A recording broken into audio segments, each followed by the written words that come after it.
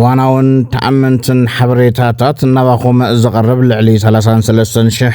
ሰብስክራይበር ዘለዎ ትግራይ ስትሪም ሚድያ ነሰዓት ዝሓዞም ዋናውን አገደስን ዜናታት ድማ እንሆ ብፈለማ አርእስተ ዜና መራሕቲ ሕወሓት አዲስ አበባ ኣይንኸድን ኢሎም ክትሰምዑ ወይኹም አብይ አሕመድ አብ መሪሕነት ትግራይ ዝሰርሖ ተንኮል ተጋሊጹ ከነቕርቦ ኢና ኢሳያስ አፈወርቂ የዕንቅፈሎ ተባሂሉ ዝርዝር ኣለና ዓወት ዓድዋ ዝምልከት ዝሕጉስ ሓበሬታ ወፂኡሎ ክንነግረኩም ኢና ንፖለቲካ ዓለም ዝቕይር ፍጻመ ሎም ሰንበት ክፍጸም እዩ ዝርዝር ኣለና ክቡራት ተኸታተልትና ነዚ ሰዓት ሓረናልኩም ነዚኦም ካልኦትን ዮም ሕዚ ድማ ናብ ዝርዝር ክነስግረኩም ላይክ ሼር ሰብስክራይብ ብምግባር ጀምሩ ሰናይ ምክትታል ኦባሳንጆ ዝመርሕሉ አፍሪካ ሕብረት ኣብ ሰሙን ናብ ትግራይ መምጽኡ ይፍለጥ ነዘመልኪቱ ብወገን መንግስቲ ትግራይ ተዋሃበ መብርህ ድማ እቶም ልኡኻት ነቲ ብዓርሰ ፈቓዱን ብኢደወንን ስልጣን ዝመለሰ መንግስቲ ትግራይ ኣፍልጦ ከም ዝሃብዎ ይዛረቡ አፍሪካ ሕብረት ልኡኽ ትኽክል ይትማል መጽዮም ነይሮም እዮም እቲ ዝርርብ ዝገበርዎ ምስ መንግስቲ ትግራይ ማለት እዩ ስለዚህ ፕሬዝዳንት መንግስቲ ትግራይ ውን ፕሬዝዳንት ናወሉ ዘቅረቡሉ ኩነታት ከም ዝነበረ ርዱ እዩ ማለት እዩ ካብዚ ሓሊፉ ብዛዕባ ዝሓለፈ ናይ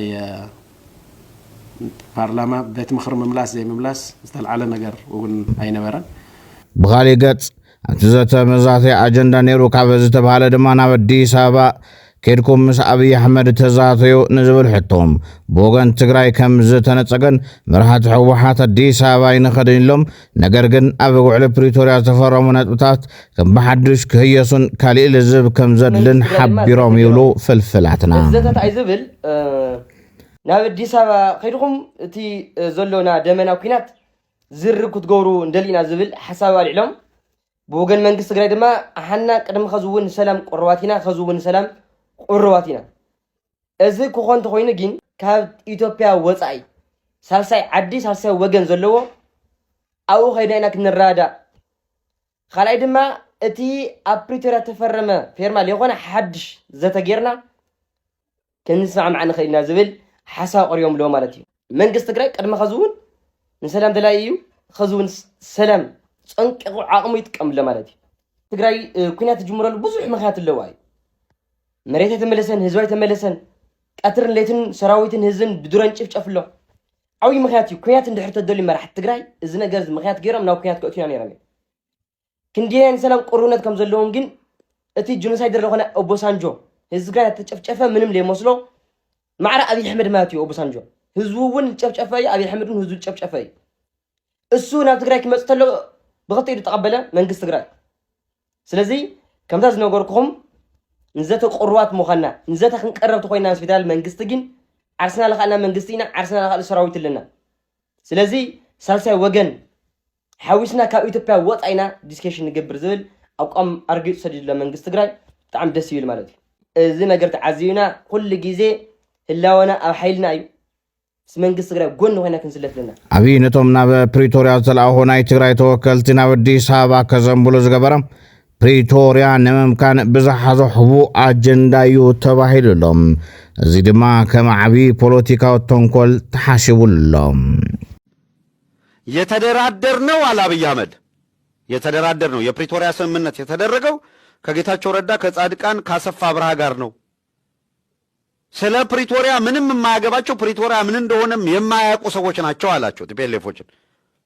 እነ ጌታቸው ረዳ አዎ እኛ ነን ብለው ጌታቸው ረዳም ጻድቃን ገብረተንሳይም የስያ አብርሃ ወንድም አሰፋ አብርሃም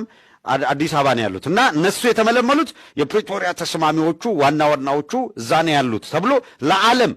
ይሄው ፕሪቶሪያ ከናንተ ጋር መጥተው የተደራደሩት ከኔ ጋር ናቸው ሊል ኦህዴድ እኮ ፖለቲካ ሊጫወት ነው ቲፒኤልኤፍ ጆሮን ጠምዝዛ በኩርኩም ነው ያነገለችው መቀሌ ላይ በቃ ፖለቲካ ስትሰራ እንደዚህ ነው ብልጫ ይዘዋል ኦፍ ኮርስ ምን ጥርጥር አለው ብልጫ መያዝ እንደዚህ ነው አየህ አብይ አህመድ ተደራድራቸዋለሁ ያላቸውን አካላት ሶስቱን ተደራዳሪ የተባሉትን እዛ አድርጎ እነዛ ምንም አያገባቸውም። የፕሪቶሪያ አብይ አሕመድ ዝተኣማመነሉ ሓይሊ ኣብና ኢትዮጵያ ነንባዕልኻ ብምብላዕ ሓይሊ መባኻኒ ይብል ፖለቲከኛ አንዳርጋቸው ጽጌ። ዳሪዎቹ ተባብረው በአንድ ላይ መቆም ባለመቻላቸው የተነሳ በአንድ ላይ እንዳይቆሙም ሴራ የሚሰራበት ሁኔታ አለ። አንዱ ትልቁ አብይ አሕመድ የሚተማመንበት ትልቁ መሳሪያው መርሳት የሌለብን ድሮን አይደለም። የመሬት የምትሰጠው ድሮን አይደለም፣ ወይም ራሱ የሚገዛው ድሮን አይደለም፣ ታንክ አይደለም፣ መድፎ አይደለም። የሚተማመንበት የነበረው ነገር የትግራይና የአማራ ኃይሎች በምንም አይነት መንገድ ተገናኝተው በጋራ መነጋገር አይችሉም፣ እድሜ ልካቸው ሲባሉ ይኖራሉ።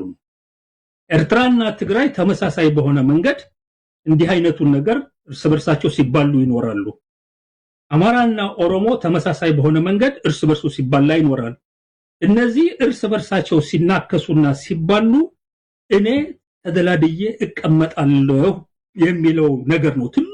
ጉልበት አድርጎ ይዞት የነበረው። ይኹን እምበር ናይዚ ተቃራኒ ኮይኑ ዝመፀ ጽምዶም ንኣብይ ኣሕመድ ኣሰንቢድዎ ዘሎ ቀንዲ ጉዳዩ ክብል ተዛሪቦም እቲ ንኢትዮጵያ ቀንዲ ራዕዲ ፈጢሩላ ዘሎ ድማ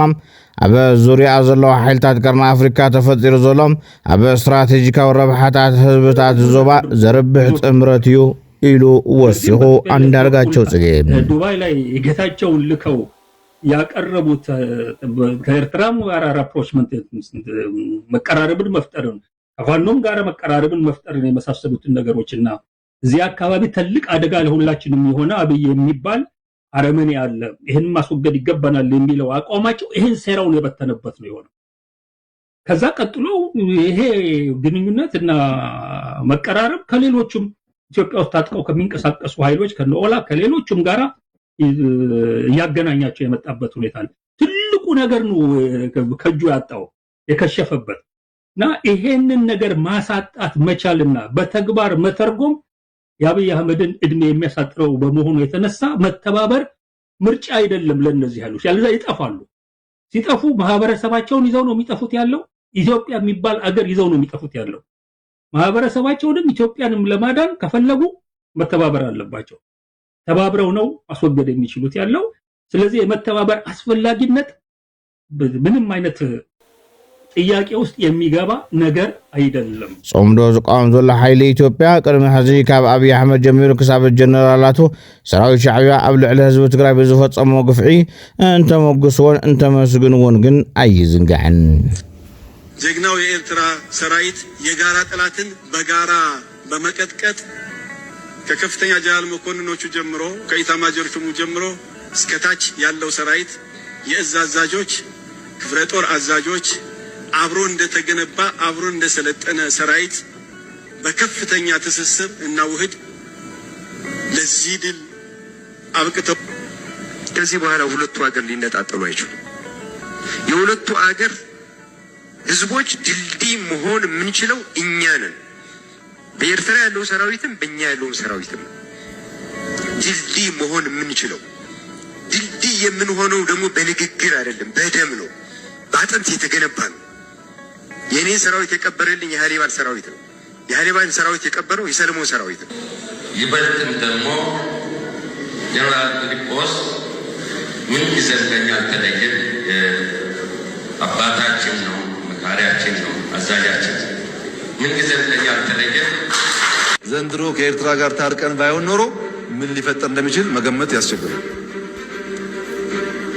መታረቃችን የግለሰቦች አለመሆኑ መታረቃችን የህዝቦች መሆኑን ከኤርትራ መንግስት በላይ የኤርትራ ህዝብ በተግባር አሳይቶናል። ናይ ትግራይ ጸገም እቶም ኣብ ስልጣን ዘለውን ዝነበሩን ናብ አዲስ አበባን ኣስመራን ስለ ዝጠመቱ ዘይኮነስ ኣብ ኣቶም ፍታሕ ስለ ዘየለዩ ተባሂሉ ዝመራሕቲ ብኩሉ ወገን መዋፅኦ ትግራይ ዘለዎም ኣይኮኑን ይብል ፖለቲከኛ ክንፈ ገብረ ዮሃንስ። ባይዘወይክ ነገርክ ተመዲ ህዝቡ ዝሕሰብ ሓደ እንታይ ይጋገም መስለኪ ተጋሩስ ክንእከበለና ተጋሩስ ክንዕረቀለና ኣብ ክልንታይ ዋ ሕዝብ ስሩ ናይ ትግራይ ጸገምሲ ጻድቃንን ጌታቸውን አብርሃም በላይ አዲስ አበባ ዝሆን ጀነራትን አዲስ አበባ ስለ ዘለው ንሱም ከም አዲስ አበባ ስለዚ መጻይ ናይ ትግራይ ጸገም ኣይፍታሕን ነይሮም እኮ ትግራይ ባህሪ ኮይኖም እንኮ ገጢሞም እዮም ለምሳት ያጡ ህዝብ ትግራይ እኮ ሓሚሶም እዮም ለምንታይ ምክንያቱም ፖለቲካዊ አጀንዳ ይውሎም ኩላቶም ከናይ ሓደ ህዝብ ፀገም ዝፍታሕ ትናይማን ፖለቲካዊ አጀንዳ ሒዝካ መፂኻ ተወዲብካ ክትቃለስ ከለኻ ኢኻ ተባሓራ መሬት ሰራዊት ትምልሶ ሜቢ ሕድሕድ ናይ ዝኾነ ኣካል መሳርሒ ካብ ምዃን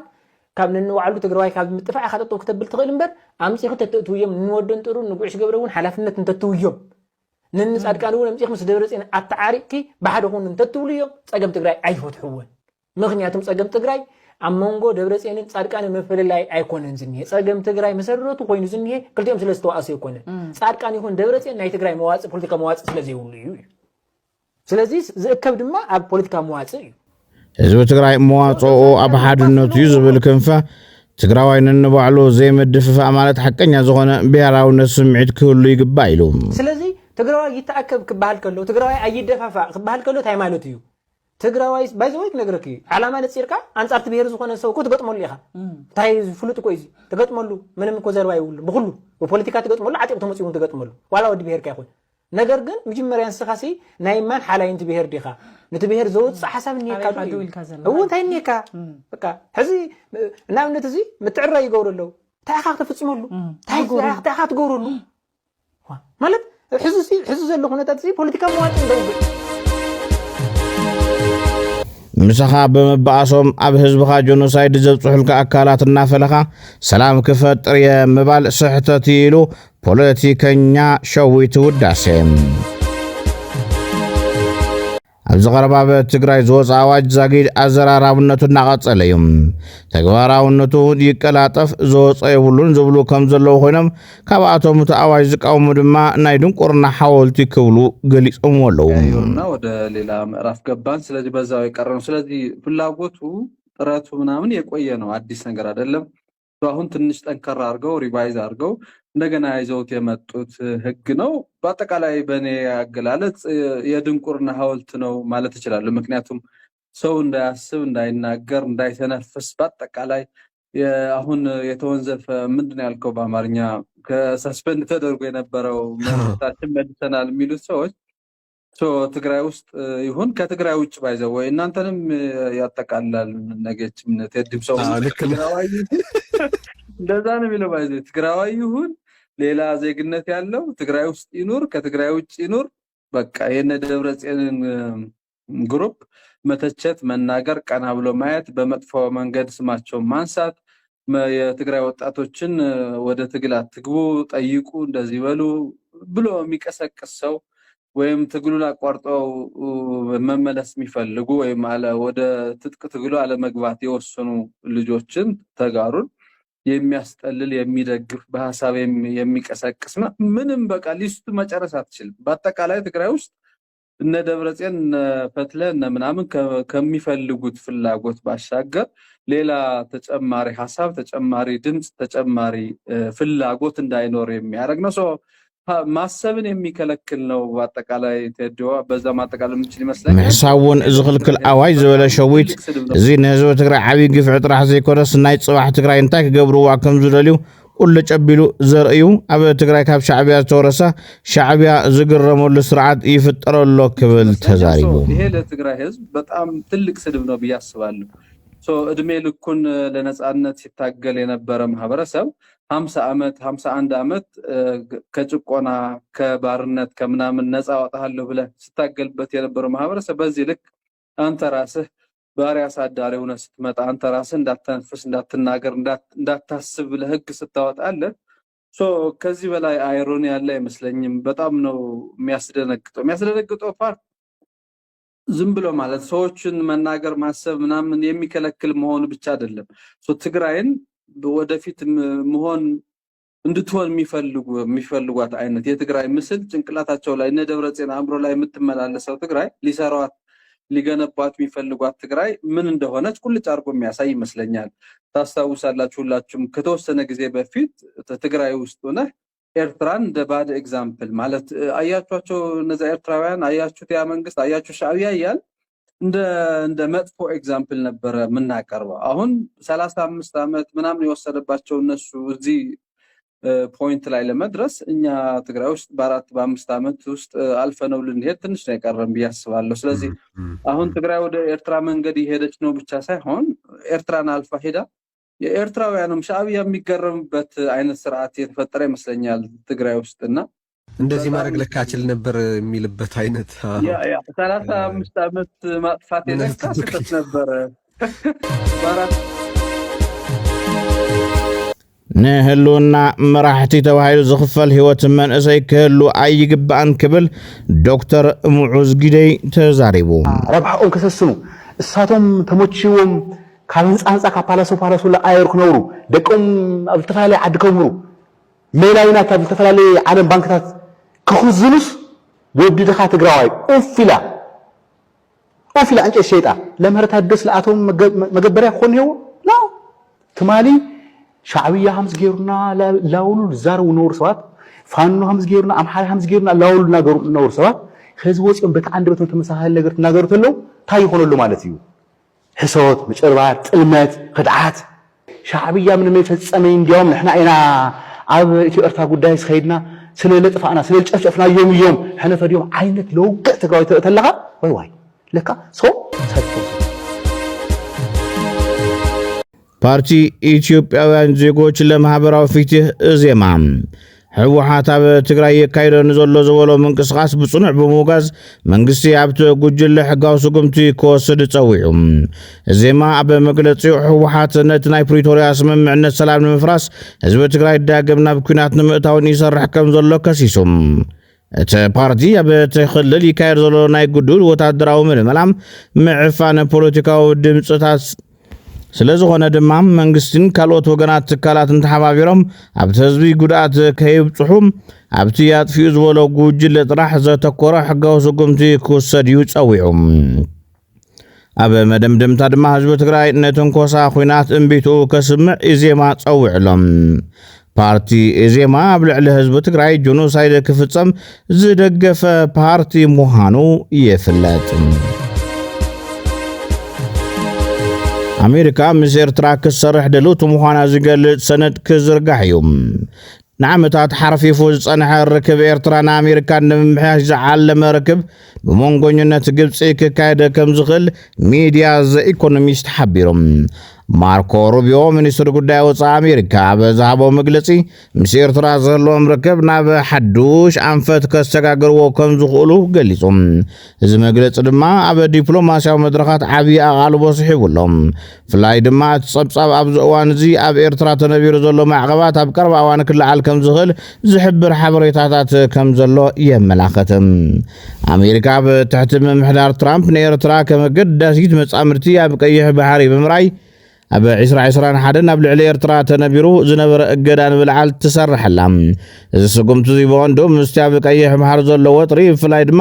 ምስ ኢራንን ሑቲን ተተኻሒዙ ዝተኣሳሰረ ኮይኑ ንዓ ጥራሕ ዘይኮነስ ንጎረባብቲ ሃገራት ብፍላይ ንኢትዮጵያ መልእኽቲ ዘለዎ እዩ ተባሂሉ ክሳብ ሕዚ ብልኡኽ ትራምፕ ማሳደ ቡሎስ ኣቢሉ ዲፕሎማስያዊ ርክባት ተጀሚሩ እኳ እንተሃለዎም ሙሉእ ብምሉእ እገዳታት ክለዓል ግን ትፅቢት ይግበረሉ ኣሎ ፕሬዚደንት ኢሳያስ ኣፈወርቂ ብወገኑ ነዚ ናይ ኣሜሪካ ምንቅስቓስ ብጥንቃቐ ብምራይ ነቲ ዓለማዊ ስርዓት ዘለዎ ነቐፌታ ብምግላጽ ኤርትራ በዕላዊ መርገፂያ ትመሓደር ሃገር ምዃና ክፍለጥ ይግባእ ኢሉ ኣሎ እዚኣ ተሓሳስባ ምዕንቃፍ እዩ ክብሉ ተንተንቲ ፖለቲካ ቀርኒ ኣፍሪካ ገሊጾም ብሓፈሻ እቲ ኩነታት ተለዋዋጢ ኮይኑ ውፅኢቱ ኣብ ቀጠናዊ ፀጥታ ዓብዪ ተፅዕኖ ከልዎ ይኽእል ኢሎም ኣለዉ ተንተንቲ ቀርኒ ኣፍሪካ